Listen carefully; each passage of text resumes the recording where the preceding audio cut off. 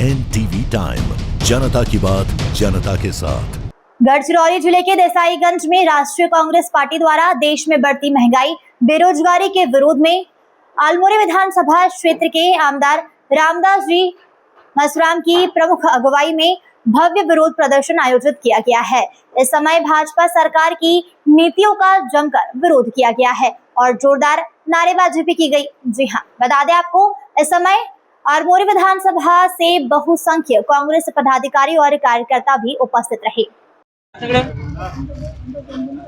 भारतीय राष्ट्रीय काँग्रेस पक्षाच्या वतीनं आरमोरी विधानसभा क्षेत्रामध्ये आज काँग्रेस पक्षाच्या वतीनं आम्ही या ठिकाणी निदर्शनं करीत आहोत। शेतकऱ्यांना अडचणीत आणणारा, विद्यार्थ्यांचं करिअर बर्बाद करणारा अशा विविध समस्या घेऊन आम्ही या ठिकाणी हे आंदोलन करीत आहोत। खरं म्हणजे भारतामध्ये फार मोठ्या प्रमाणामध्ये इंधन दरवाढ झालेली आहे। सोबतच पेट्रोल डिझेलचं फार मोठ्या प्रमाणामध्ये शॉर्टेज निर्माण झालेलं आहे।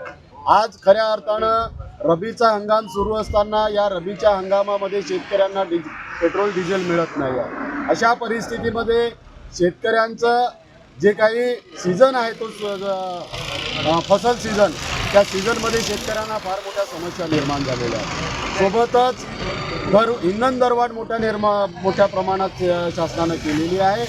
आज मोठ्या प्रमाणामध्ये 112 रुपये पेट्रोल आज गेलेलं आहे, 100 रुपयावर डिझेल गेलेलं आहे। अशा परिस्थितीमध्ये महागाई मोठ्या प्रमाणात वाढ झालेली आहे आणि म्हणून आम्ही सरकारचा तीव्र शब्दामध्ये निषेध करतो आहे।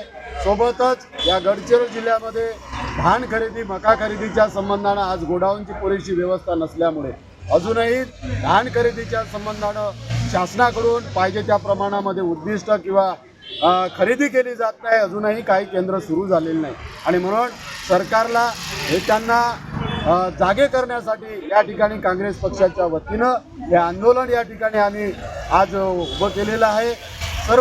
सर्वसामान्य लोकांच्या समस्या सुटाव्यात यासाठी हे खऱ्या अर्थानं आंदोलन आहे। आपण सर्वांनी या शेतकऱ्यांच्या समस्या सुटाव्यात अशी आम्ही या ठिकाणी अपेक्षा करतो।